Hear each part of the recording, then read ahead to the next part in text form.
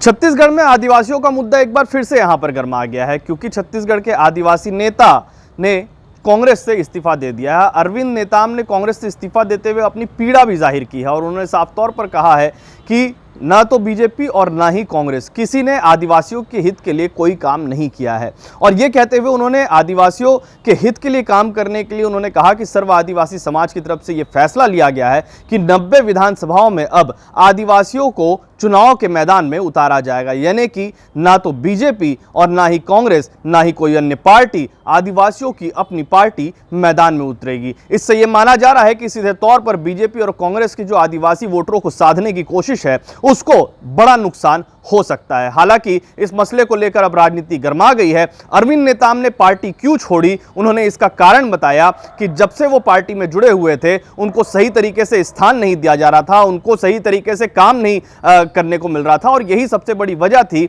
आदिवासियों के हित के बारे में न तो बीजेपी सोचती है न कांग्रेस। ये उनका जो अपने कांग्रेस को उन्होंने इस्तीफा सौंपा है, इस्तीफा भेजा है, उस पर उन्होंने कहा था और इसको लेकर और कुछ क्या कहा है अरविंद नेताम ने, सुनिए। देखो, इस्तीफा देने की नहीं देने की आप चर्चा की बात कर रहे हैं, ये एक मुख्य मुद्दे पे ये अटका हुआ है मामला। देखिए, हमने समाज ने तय कर लिया है कि 6 महीना पहले से कि चुनावी राजनीति में उतरेंगे। हमारे पास अब कोई विकल्प नहीं है। सब दरवाजे ने जा करके देख लिए, सबसे निराशा हाथ लगी, तो चुनावी राजनीति में उतरे, मजबूरी है। तो चुनावी राजनीति का तकाजा ये, नैतिकता ये है कि आप एक ही पार्टी में रह सकोगे और एक ही पार्टी का प्रचार करोगे। तो हमने ये तय कर लिया है, हम कांग्रेस को छोड़ेंगे और समाज के साथ खड़े हैं और समाज की चुनाव प्रचार करेंगे और समाज को ताकत देंगे। ये है हमारा सोच, इसमें कोई कंफ्यूजन भी नहीं है। एक चीज़ और बात सामने आई, नोटिस जो जारी हुआ है पीसीसी से आपके लिए, उस पर कुछ कहना चाहेंगे? अब हम तो शैलजा जी को कह चुके हैं जल्दी फैसला हमको नोटिस, तो ऐसा कभी नहीं होता। हम 3 महीना हो गया जवाब दिए, तो उनको जवाब फाइनल रिपोर्ट देना चाहिए। हमको पार्टी में रखोगे नहीं रखोगे तो उसका तो फैसला करोगे ना, क्या लटका के रखोगे? संविधान, पार्टी का संविधान तो ऐसा नहीं कहता। तो हमने शैलजा का आप लोग फैसला नहीं कर दो, हम फैसला कर लेंगे, उसमें क्या दिक्कत है? कोई दिक्कत नहीं। एक और बात है, अभी हाल ही में ये भूपेश कैबिनेट की बैठक हुई थी जिसमें आरक्षण को लेकर कुछ तय किया गया है। उस आरक्षण के अभी जो तय किया गया है उससे आप कितने संतुष्ट हैं, क्या कहना चाहेंगे? ये देखो, ये समय मौसम के हिसाब से सरकारें अपनी स्टैंड बदलती रहती हैं।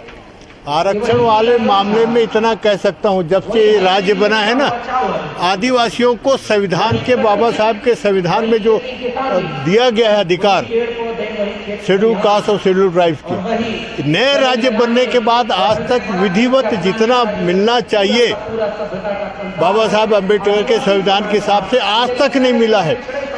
हमने स्टेटमेंट दिया था राज्य सरकार को, आप दलित समाज के और आदिवासी समाज के अलग कर दीजिए, क्योंकि हमारे साथ कोई, किसी को कोई एतराज़ नहीं है, क्योंकि हमारी जो संविधान कहता है कि हमारा जितना आबादी होगा उतना रिजर्वेशन फिक्स है। बाकी समाज का वो भारत सरकार तय करेगी कि कितना उनको रिजर्वेशन मिलेगा। उनका तो 52-75% है, उतना तो आरक्षण नहीं मिल सकता ना, तो भारत सरकार तय करती है। तो जो फैसला जिस समाज का भारत सरकार समय समय पे तय करती है उसको हमारे साथ क्यों मिक्स कर दिया, मिला दिया और कोर्ट में सब अदालत में फंस गया। सब मिलाओगे तो हमारा दोनों समाज का हमारा नुकसान हो रहा है। और ये अपनी राजनीति गोटी सेकने के चक्कर में हमको क्यों पीस रहे हो? अलग अलग कर दो तो जो समाज बाकी के समाज का है वो अपने निपटते रहेंगे, उसमें क्या दिक्कत है? हमें कोई दिक्कत नहीं, हम उनका सपोर्ट करते हैं। तो आपने सुना कि अरविंद नेताम किस तरीके से अपनी पीड़ा जाहिर कर रहे हैं। कांग्रेस और बीजेपी के अलावा वो खुद की पार्टी बनाकर आदिवासियों का नेतृत्व करने की बात वो कह रहे हैं, यानी कि इससे तो साफ जाहिर है कि आदिवासियों के लिए एक बार फिर से चुनावी मैदान की बिसात जो है वो बिछ चुकी है। लेकिन दूसरी तरफ कांग्रेस छोड़ने पर जब सवाल सीएम भूपेश बघेल से पूछा गया तो उन्होंने साफ तौर पर कहा कि अरविंद नेताम ने जिस तरीके से पूर्व के चुनावों में अपनी भूमिका निभाई थी, उससे ही पार्टी की विरोध भूमिका निभाने के कारण कांग्रेस से उनको बाहर का रास्ता दिखाया जाना था। उन्हें इस्तीफा देने की जरूरत नहीं थी, वो खुद ही कांग्रेस से बाहर हो जाते। यानी कि यह साफ जाहिर है कि कांग्रेस के लिए अरविंद नेताम ने काम नहीं किया। शायद यही सबसे बड़ी वजह थी कि जिसके कारण उन्हें पद नहीं मिला। लेकिन ये नाराजगी कांग्रेस पर कितनी महंगी पड़ेगी, कांग्रेस पर कितनी भारी पड़ेगी, कांग्रेस के वोटरों को कितना जो वोट संख्या है उस पर कितना प्रभाव इसका पड़ेगा, ये तो आने वाला वक्त ही बताएगा। लेकिन बीजेपी ने भी इस पर निशाना साधा है। सबसे पहले आपको सुनवाते हैं कि सीएम भूपेश बघेल ने क्या कहा। पुलिस को अलर्ट रहने की जरूरत है, चुनाव का समय है।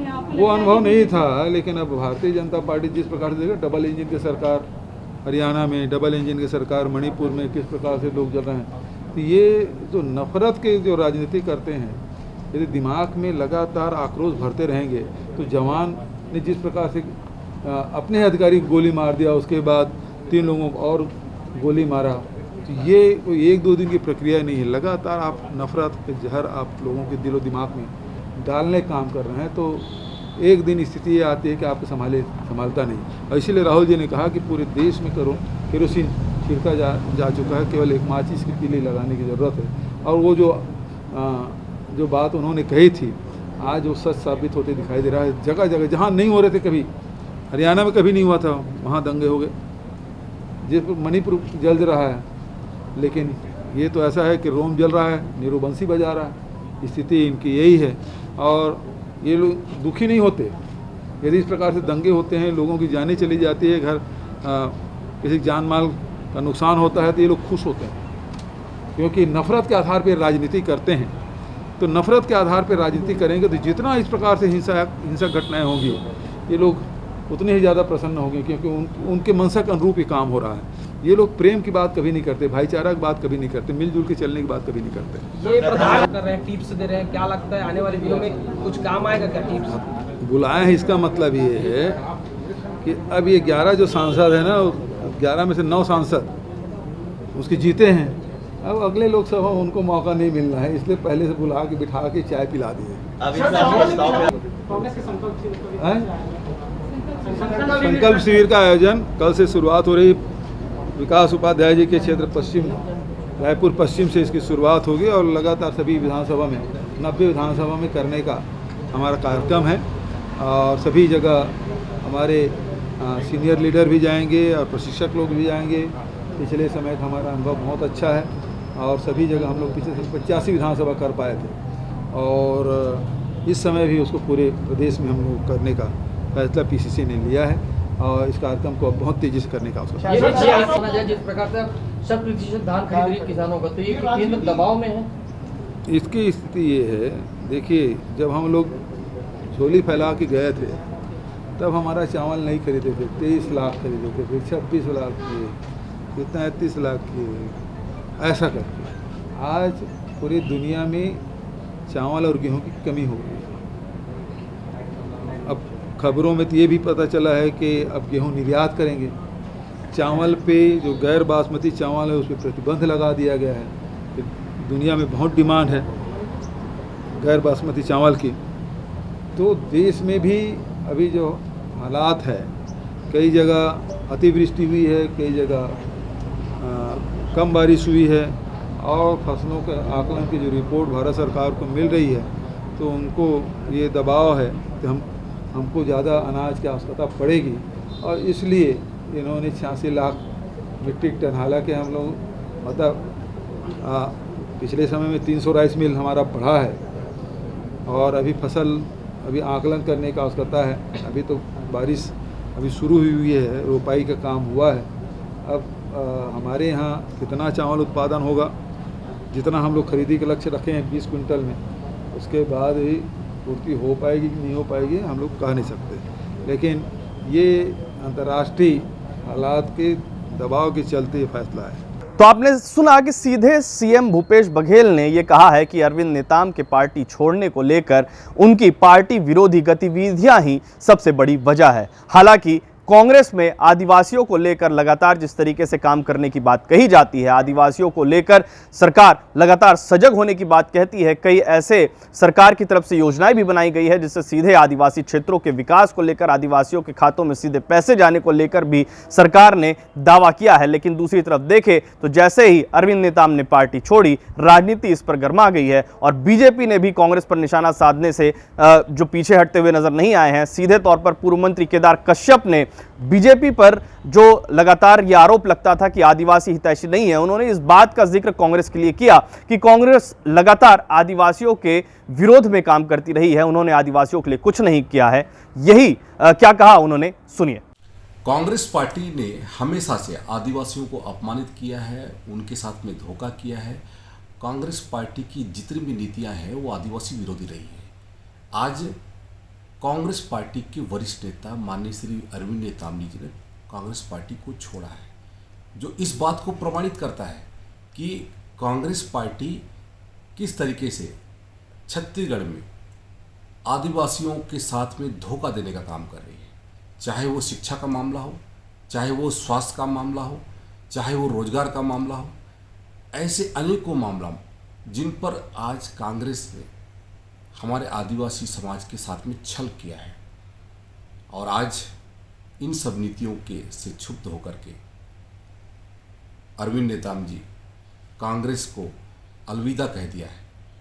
वो इस बात को साबित करता है कि कांग्रेस पार्टी ने हमेशा से आदिवासियों के साथ में छल किया और धोखा देकर के आज इन्होंने सरकार तो बना लिया, लेकिन आज इतने वर्षों के बावजूद भी ये आदिवासियों का विश्वास अर्जित नहीं कर पाए। तो आपने सुना कि किस तरीके से केदार कश्यप भी कह रहे हैं, और इसके अलावा केदार कश्यप ही नहीं बल्कि बीजेपी और कांग्रेस के अलावा आम आदमी पार्टी भी इसमें कूद पड़ी है। आम आदमी पार्टी के लोगों ने भी निशाना साधा। उन्होंने साफ तौर पर कहा कि बीजेपी और कांग्रेस दोनों ने आदिवासियों के लिए कुछ नहीं किया है और यही सबसे बड़ी वजह है कि अरविंद नेताम को इस्तीफा देना पड़ा। आदिवासी समुदाय दोनों ही पार्टियों से नाराज है। आम आदमी पार्टी क्या कहती है, ये भी सुनिए। छत्तीसगढ़ में हमेशा आदिवासी नेता भारतीय जनता पार्टी और कांग्रेस दोनों ही पार्टियों में उपेक्षित रहे हैं। 9 अगस्त को पूर्व केंद्रीय मंत्री अरविंद नेताम जी के द्वारा जब कांग्रेस पार्टी से त्यागपत्र दिया जाता है, इससे यह बात तो स्पष्ट है कि कांग्रेस पार्टी आदिवासी हित की बात करती है,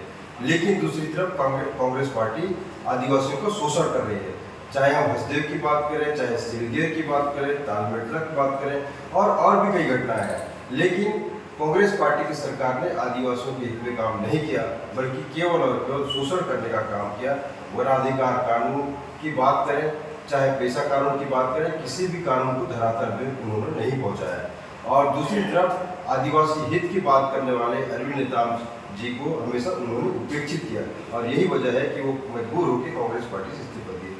चूँकि इससे यह बात और भी स्पष्ट होता है कि कांग्रेस पार्टी की नीयत आदिवासियों के हित में काम करने का नहीं है, केवल वोट बैंक की राजनीति कांग्रेस पार्टी करती है, और जिससे बात तो स्पष्ट हो रही है। और आने वाले समय में छत्तीसगढ़ के आदिवासी समाज लोग अपना रास्ता निश्चित रूप से अख्तियार करेंगे और कांग्रेस और भारतीय जनता पार्टी की जैसे जो राजनीतिक दल हैं जो वोट बैंक का काम करती हैं, उन पार्टी को सबक भी सिखाएंगे। तो आपने सभी के बयानों को सुना, इससे साफ समझा जा सकता है कि आदिवासी वोटर्स कितने महत्वपूर्ण हैं। आपको बता दें कि छत्तीसगढ़ में 34% जो मतदाता हैं उसके 34% आदिवासी वोटर्स हैं। सीधे तौर पर अगर विधानसभा चुनाव को देखें तो 29 सीटें आरक्षित है, जिसमें से 28 वर्तमान में कांग्रेस के पास है, और वहीं अगर लोकसभा की बात करें तो 4 सीटें आरक्षित है, जिसमें से केवल 1 कांग्रेस के पास है। यानी कि विधानसभा और लोकसभा में आदिवासी का जो मुद्दा था, आदिवासी जो प्रतिनिधि करने वाले लोग थे, आदिवासी जो पार्टी में काम करने वाले लोग थे, उन दोनों ने विधानसभा चुनाव में कांग्रेस को चुना और लोकसभा चुनाव में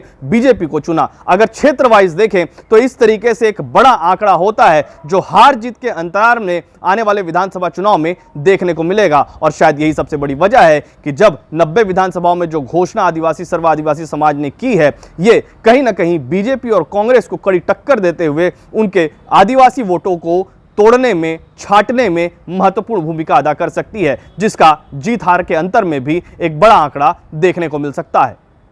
छत्तीसगढ़ से TV9 के लिए अमित मिश्रा।